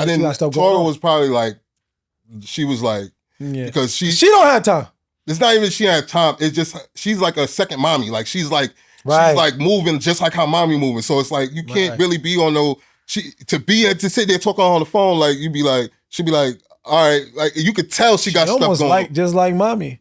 But she's a little more nurturing. But she has a little bit more patience. Yeah. You know what I'm saying? Because her patience used to be with me. I used to be like, look, all right, look, because even her just moving money around, not her giving her physical money like that. That's a lot. Even moving, because it's like, all right, where do you gotta go? Because she's in the middle of doing hair. Because you know she do hair. And you know she do, you know what I'm saying? So I used to be so grateful. I mean, I never really got to say it too much, but I was so grateful because people people go crazy for people like that in jail. Like, all you want is somebody to trust. You know what I mean? Like, bro, because... That was the basis of my thought. Like, even though Andre's probably trying to figure out how to make money in there through this money, he just wants somebody to be able to hold him down. Hold it down. So here's the truth though. I'm not transactional with a lot of people. I'm not transactional with anybody actually. Like if it gets to a number, I'm definitely transactional. Like there's no way you're gonna get a stack or more from me transactionally. Like without that, because I'm not at that lifestyle yet. Right. But it was to a point where like, yo, I got friends. I got like, a lot of friends that would hit me like, yo, bro, like you think you could, I don't expect nothing back. And the only reason why I would think twice with you is because I didn't feel like the brother I needed to feel like with you. And I couldn't get anything back. So I almost had to keep telling myself, it's not his job for you to love him as your brother. It's your job for you to love him as your brother. So every time I would have to communicate with myself, like, I just want to do this because this is my bro. He don't have no other brother to be brother for. So I'll be that no matter what. And I had to create like ways to make sure I did it by telling you, don't tell me no stories. By telling you, like, yo, I don't care about your what's going on, and like I don't. Do you owe somebody money? Like I don't care about that. Like just ask me before you ask me for it. If I got it, I got it. If I give you more, I give you more. If I give you less, but I will always give you something. That's a fact. And now, you came through clutch, boy. And I'm not saying that to say I was loyal. I said that. I'm only saying that because it took a lot to be a brother to you when I never had a brother. Like this wasn't a decision of history. Yeah, this wasn't a decision of like experiences. This was me making a decision from a stronghold that I was dealing with for years. I could tell though. I could tell because you was different. Like talking to you, I'm like, damn, I like talking to him. Like he's cool. Like who is he? Bro, I swear to God, I'm not gonna lie. Like I used to be on the phone, I used to get off the phone like, I'll tell my bunkie, like, yo, my brother like that, boy. He'd be like, he looking at me like, what? I'm like, nah, oh man, my little bro like that. Like, I ain't gonna lie, like he's just different. Like, and so my monkey one time he was just like, what you ain't never seen your brother or something before? He just asked me like, yo, you ain't never been around him or something? I'm like, nah, it's just like, I ain't never had this relationship with him like this. So it's like, I really like, I like it. Like, I didn't know this was like this. Like, this was like, and he's like, bro, you tripping, bro. I'm like, nah. And then he thought about it. He brought it to his personal lives. He was like, damn, I think that's how I am with my uncle and all that. Like, because we got a bond in jail. Like, we couldn't even bond when I was in the streets. He's on some working just regular. He think I'm like a black sheep. And I'm looking at him, I'm like, all right, so you understand what I'm saying? Like, the relationships wasn't as strong as people would perceive them to be because of the title that y'all have. It's supposed to be this, or if he's this, then this. You automatically thought, it's my brother. Why would you say he's cool? Like, well, that was weird. But now that I'm telling you, you're like, oh, so you actually getting to know the man, not your little brother. Like, you getting to know the man that he's become. And I'm like, yeah. And I'm like, he cool. I'm like, I like him. Like, he's sturdy. Like, and I was like, he was like, what, you didn't like him before? He was like, I didn't know him to like or dislike. I didn't know what he was. I knew what he was. I knew who he was, but I didn't know his likes and dislikes for certain food, or his likes and dislikes for certain movies, or likes and dislikes for certain females. Like, I didn't know. I'm like, nah, he always got tough ones though. Like, that's one thing I give my little brother. He got tough joints. Like, you know what I'm saying? So like, that's how I used to like get up. When I get off the phone with you, I used to be like, yo, man, I gotta make sure I tighten up. Like, cause now I'm thinking in my head, like, you tightened up. You all the way together. So now it's like you surpass. That's why I always be like, I'm proud of you, bro, because you need to know, like, you need to get your flowers while you're still here. I don't need for something to happen and then be like, man, this is how I felt. Like, he was doing this, he was doing that. So crazy, and I'm sorry to cut you off, but I used to say to myself, yo, my bro can really go down in there, and I would have never known him. And I would have been in a space of anger and tightness and frustration my entire life over you. And I'm wondering how, I used to think to myself, like, yo, what would daddy think about our relationship? I thought about that too, though. And, that's part of the reasons why I was like, I just can't go in there. Cause like, I don't even really want to know what's going on. Cause the frustration of seeing you in this world and not getting to know you, not getting to be in a relationship with you, and me understanding how critical it can be. I genuinely, I appreciate it. I genuinely, I think, damn, like his lifestyle it doesn't allow for me to know whether or not I'm actually be in a relationship with him. Mm. You know, it was times where I was like, yo, I don't think my brother's ever gonna be out of jail. Mm. Like, I've had almost 3 different lives in the time span of your you know what I'm saying? I've went through 3 different phases of my life. And going into this third one, you missed my marriage, my second marriage, and the last marriage. And it was almost like I can't wait till he come home because I'm gonna put this whole thing together. I used to tell Ma, yo, I'm gonna give him my Porsche when he come home.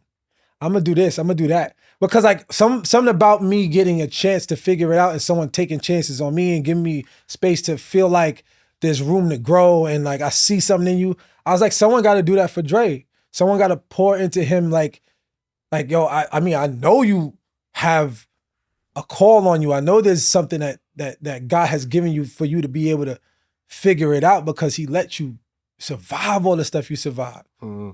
He allowed you to bring in 2 people into this world.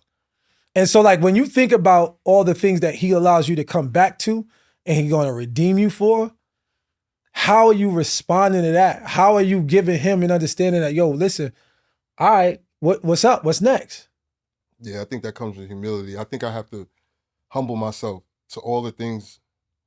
Because when you come out of that situation I came out, you come out with your chest up and your head high. Like, man, I just did that. Y'all gonna respect what I just did. I just did that. I wasn't in the camp. I wasn't in the low. I was in 3 penitentiaries and 3 mediums. And I did it. Like, God did it with me. You know what I mean? He had his shield over me.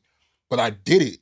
And so when people come home, like, they like, yo, bro, don't tell me no. I just did this time, bro. Like, these people just slayed me. And I just did it. Like, respect that. Nobody cares, bro. Like, this nobody cares. Nobody, you keep screaming it like, yo, no, I just did this joint. And some people be like, damn. But after the damn, it's like, all right, so now what you gonna do now?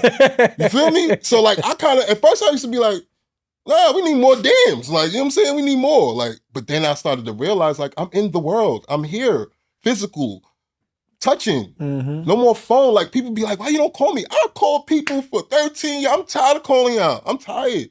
I don't want to talk to nobody on the phone. I don't want to text. I don't want to email. I want in real life. I want in real life. I want to see your reaction to what I tell you. I want in real life.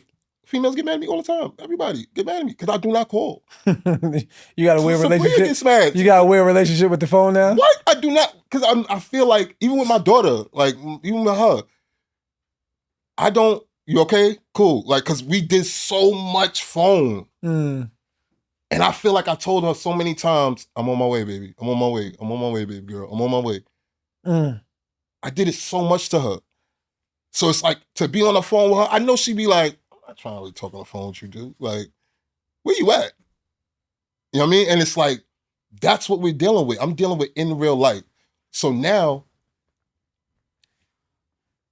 when you're dealing with in real life, you're dealing with in real life issues.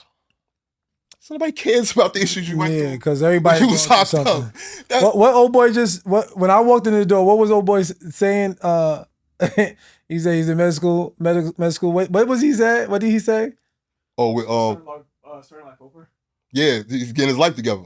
I'm trying to get my life together. Yeah, and you know that's like the. But he's in med school, right? He's in med school. You know, right? So you just said, like, I want people to respect my. And you like, I'm trying to get my life together, and everybody's trying to get wherever you at, you trying to get your, because no one got this figured out. They don't. And the one thing I understand about life is our stories coexist, because it's all it is different people in them. There's only different people in them, and maybe yours may be a little bit more violent, yours may be a little more mushy. You know what I'm saying? You might have more love in yours, you might have more hate, but it just becomes a point where we all try to figure out how I could be a better person to somebody who they're not a better person to. Because I feel like I'm trying to be a better son, a better brother, and a better father. Those type of 3 things, right? And then soon it's going to be a better husband. So like, you want to get married? Huh? I don't want to go down that road. But you want to get married? No, not to anyone specific. No. I've never heard those words come out your mouth. Because it's a reality. What I'm going to say is this. A reality? Yeah, Some people ain't reality. Only reason why I say it's reality is because if I want to be as successful as I want to. Right? I got to make sure that my second half or the person that's with me is all the way in. So in order to be all the way in, you got to be married. Like, I mean, I can't. The I guess that's a perspective. Cool. The girlfriend thing is cool, but the way that I want to be successful. Did you ever want to be married before? Yeah. I just didn't know if I could be a good husband, though. You know what I'm saying? I wanted to get married for different reasons. I needed the credit and the, I need the name real and I need street stuff. Yeah. Yeah, like not even just street stuff, just just stuff that you could someone deal with fronting somebody, that name, helping you out, giving you. And not only that though, just a person that this is all in a joint. I'm invisible. You take care of this. Someone up front, right? Because I'm doing so much. Yeah, no, I get it. I mean, I get it. So it was more of a strategy, not right. But not now, an intention. I see that in order to be fully successful, you have to have somebody around you that sees your vision, is able to walk with you through your vision, be patient with your vision, and understand that the roller coaster that comes with this vision is not going to be smooth. Once all that is understood, now we can ride. Because now when we riding and everything's going how it's going, when we get to the success, I don't have to worry about prenups and be like, oh, I don't want this chick gonna take me for everything. No, you was just around me when there was nothing. In the gym, yeah. So let me ask you a question, because we have a very stable foundation to work from. My mom and my dad, or our mother and father, they were it for each other for their entire lives almost. Right. And we never hear anything bad. Well, my mom doesn't really talk much about anything. I know. See, this is the thing. I was around. So you saw fights, you saw arguments? Yeah, I saw stuff. You know what I mean? And like, I was a little bit too, for my age, like I was kind of like, I'm nosy. I'm like, what's going on over here? Like, but a lot of the times, now that I'm grown, I'm like, oh yeah, this is regular couple stuff. You know what I'm saying? Because it's not like, before I didn't understand, I'm like, well, why are they beefing something? What are they beefing about? Like, and mom used to tell me, like, everybody likes to say things done a certain way. And I can see that about myself too. Like, I'm like, this is how I like, you do the same thing. This is how I like, this is how I like, this is how I like. Now, if you're dealing with somebody, especially in a marriage, it's not easy to tell somebody, yo, this is what I like and this is how it's gonna get done. Like, I don't care if you're married or not. You just telling your wife, like, yeah, this is what it is and this is how it get done. That doesn't sound like a marriage. That sounds like a dictatorship. You know what I'm saying? So a lot of men get that confused. Like, hey, I'm married. I could tell you what's going on. Like, you know what I mean? Like, no. This is a partnership. You express to me how you feel and we rebuttal and we go back and forth and see what we come up with the best thing. But back then, it was like it's like you're stuck with the situation. Like, whatever situation you're in, this is what it is. Now, you got to remember, there's 4 kids in the house. 4. You know what I'm saying? 2 boys, 2 girls. So, like, this ain't a walk in the park. Like, this ain't no, I don't even know how they came up with that decision to do that. And it kept, like, it was like that. And you would think they had a plan for real. Yeah, like, and it wasn't. But what I seen was that it was too quick, because it was like, now it's like, you got to work. Hey, you got to work more. You home, but no, you got to work more now. And then, like, but I told you, like I said, Daddy was working. Like, he worked. That's what he did. You know what I'm saying? So, like, that's what I've known him for, working. And, like, but me being a father now, right? Let me say this, right? One of the reasons I got locked up is because I seen something in somebody that I didn't never have before, as far as like mentorship and big bro type / father figure type situation with somebody, right? And it was empty. That void was empty. I'm talking about, it was empty. I ain't have nothing. Like, jail was the only kind of thing that kind of taught me how to be a man. Mm-hmm. But then even jail was kind of weird, because you got men, you keep telling me this, but you here. Like, how do you know what I mean? And you could tell me this out here, and then we could boom, boom, boom, but you in here, and you know what I mean? Like, it ain't looking good. You know what I'm saying? You could tell me this, I hear you, but the messenger, I can't really jack the messenger. Mm-hmm. You know what I mean? Because you doing the same thing I'm doing every day. You know what I'm saying? You're not really doing too much of anything different. So in the street now, I meet somebody that actually like, oh, okay, boom, you move. Oh, you used to be, oh, you do this now? Oh, okay. Oh, you got kids? Oh, you take care? I'm trying, what's going on? How you know what I'm saying? I need some pointers. I'm not afraid to ask. You know what I mean? Because I was hustling all my life. I never really had to take care of nobody but myself. That's where that selfishness came in at. Because when you by yourself and you in the streets and you homeless, you not worried about somebody else. Like, that's the last thing you worried about. Mm-hmm. And I was just homeless for 2 years. So it's like, that's stuck. And it traveled with me through our relationships. And people just be like, why are you so selfish? I'm like, well, what am I supposed to be? Yeah, nah, everybody felt that, but it was almost like. But you got to understand, like, no, I get it. I get it now, and it peaked when you. Remember, I was like, yo, there was a gap of time where you was in and out of the house randomly, and he was like, yeah, I only did that when mommy wasn't home, and it was almost like every time you came home, something was missing or something was wrong, and he was like trying to basically self-preservation. You was trying to figure things out. But in our minds, we're like, yo, you're family. Like, what are you doing? Yeah, it was. I already had crossed over to the other side of this is not this type of household.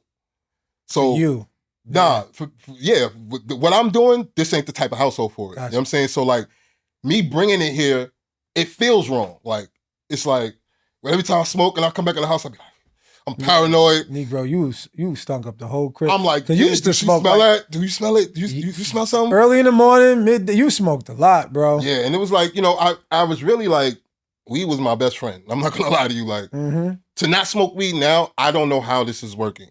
I'm gonna keep it real with you.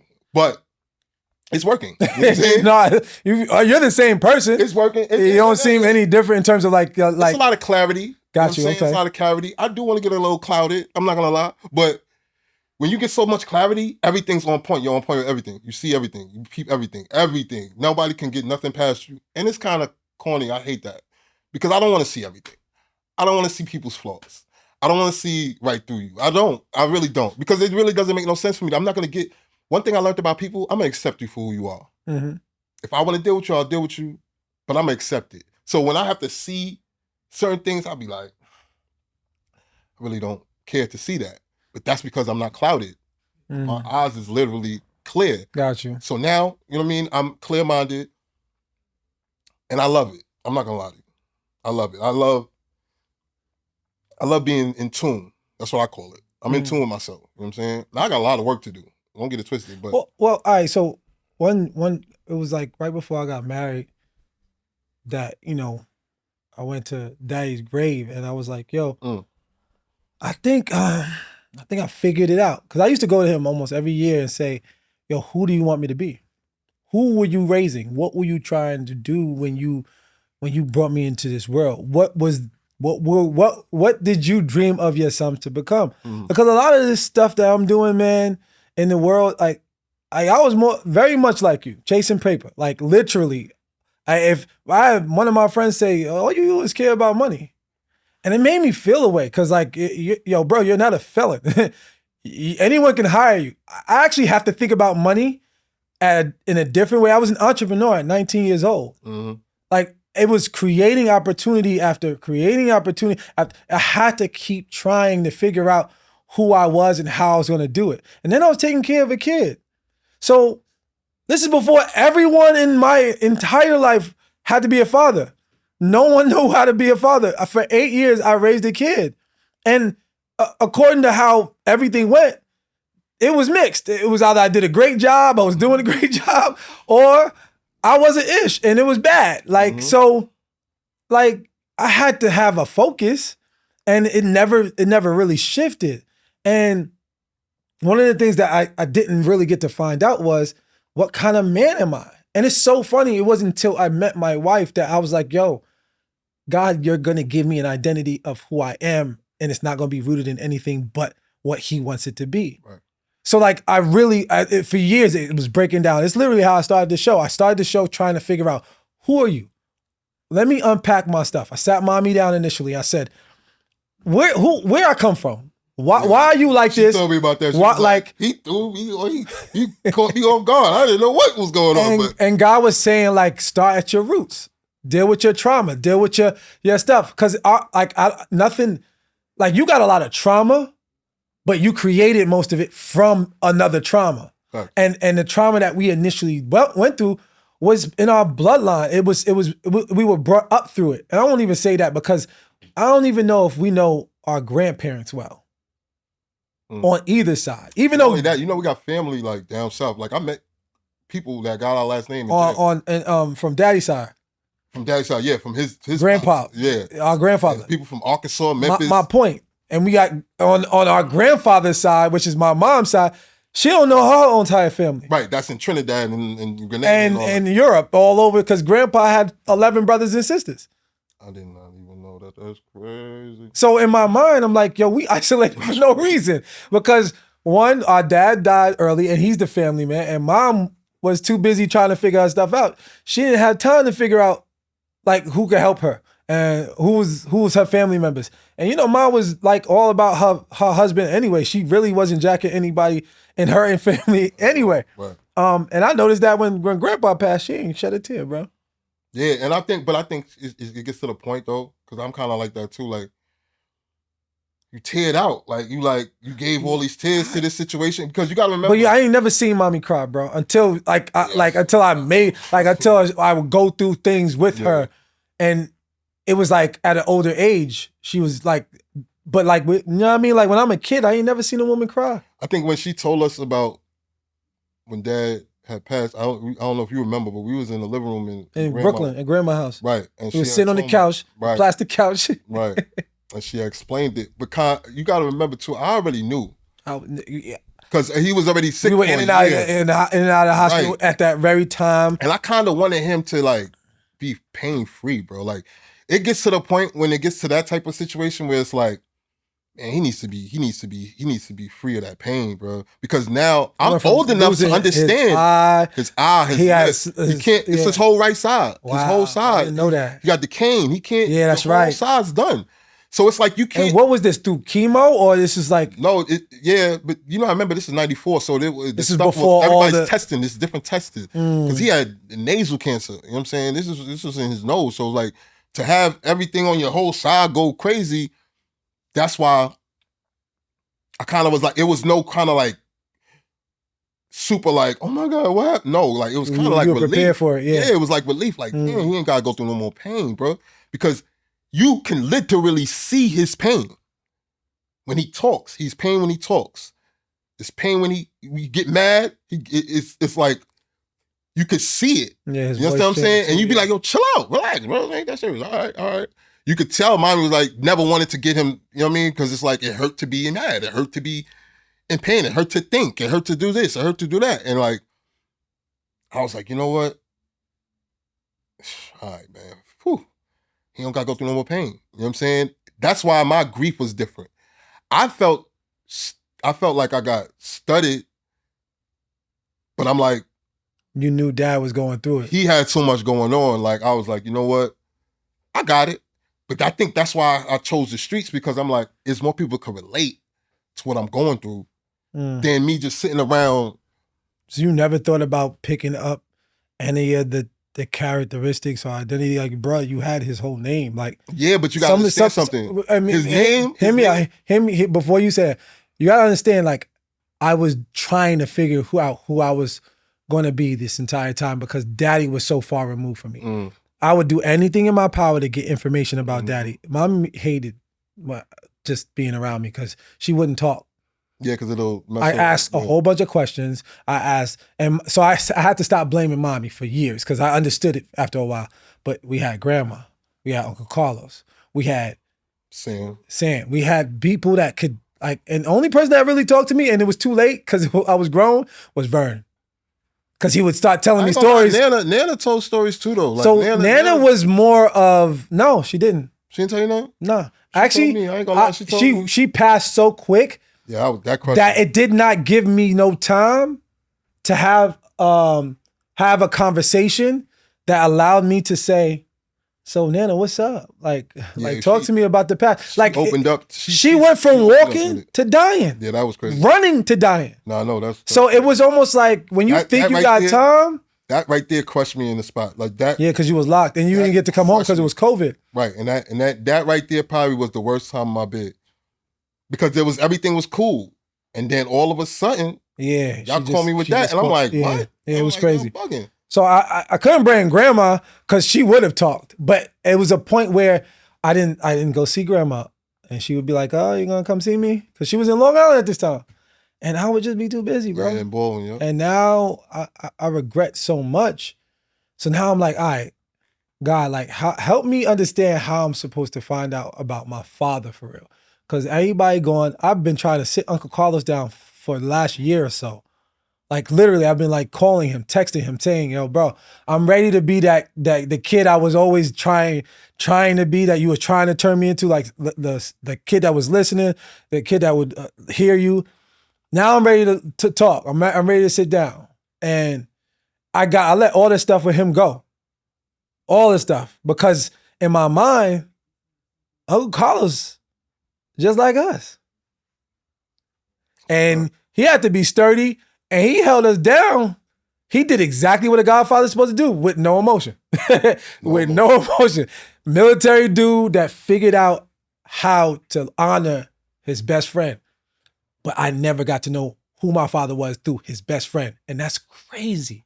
How you always around, always like, picking up. Nobody that wanted to do it though. Because I tried to too, but nobody wants to do that. And I get it. I understand too though, like you said, I got his name, right? But we don't know what that entiles. Like, you know what I'm saying? Like, we don't know what, because you gotta remember, like, I be doing stuff, mommy didn't know everything I was doing. Like, you know what I'm saying? Like, I be doing things, my girl don't know everything I'm doing.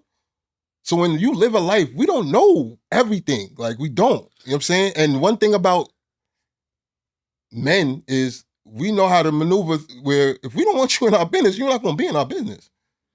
And it don't have to be bad or good. It has nothing to do with that. It's just period. It's my business. Like, I think what I was trying to figure out was when you got to a certain point of picking out who you were gonna be, did daddy ever dawn on you to come about as a person, a certain person? To fill those shoes is real hard. Like, I felt I can imagine. Yeah, I'm not gonna sit there in front like that's too much. That's to fill those shoes is too much. But I say this, for the rest of my life, I'm gonna do my best to try. Because I didn't even try. I wasn't even, because I knew he wasn't into what I was into. So I knew I was a whole left for that. Yeah. But it took me going through 13 years and 2 months in federal prison to understand, like, all right, let me see if I could shift it over here this way. Because, you know, my whole thing was my whole life, like, I ain't make nobody proud. I always gave problems. So now it's time to, like, flip that. You know what I'm saying? Like, I got to get to a point where it's not a negative thing when you talk about me. It's not like, I remember just the other day, we was at church. I went to church. I popped up on mommy at church. And she said to her, this is my son. And she was like, your son? Who? She just called her best friend. And she was like, this is my son. Miss Deborah? No, it was some lady I never met. Can I be honest with you? What? Mommy never wanted to talk about you. No, I understand that. No. I used to get so mad because it was almost like she was hiding another part of her life. And we gotta wrap this up. But like, one of the things that I can relate to with that is, mommy says she was proud of me. This had to be way after, like, I remember getting my own crib. She gave me the dull energy. I remember getting like mad stuff. I don't know when it was, but when I heard that, it threw me into another level of sonship. Like I felt like a son at that point. And that's one of the main things though, because I've done a lot of failure. Like, I failed more than times like I could. Like, I've done failed. I know I'm a master at failing, but like, success is my college. Like, success is my med school. Like, how you going to med school? That's my med school. Like, that's what I'm trying to achieve. A lot of people achieve degrees, and I'm just trying to achieve the proudness of my people, so that it's the opposite of what they felt before. Like how you just said she didn't want to talk about me. I want her to be able to speak about me. Yeah, fact. And you know what I'm saying? So this is what my journey entails right now. So yeah, I was gonna ask you to wrap this up. How do you want people to remember you or think about you? And I think you you've just answered that. Yeah, I just want to change the narrative. Because, you know, I've been, like I said, I've been selfish, bro. I didn't care. I don't care what you think about me. I don't care. Like, that's how I've been living. And it kind of gets you through. I mean, when you don't care what people think about you, you don't care. Like, you kind of just maneuver. And I felt like I'm like that. So, like, whatever. If you ain't jacking me, it's cool. I'm cool with that.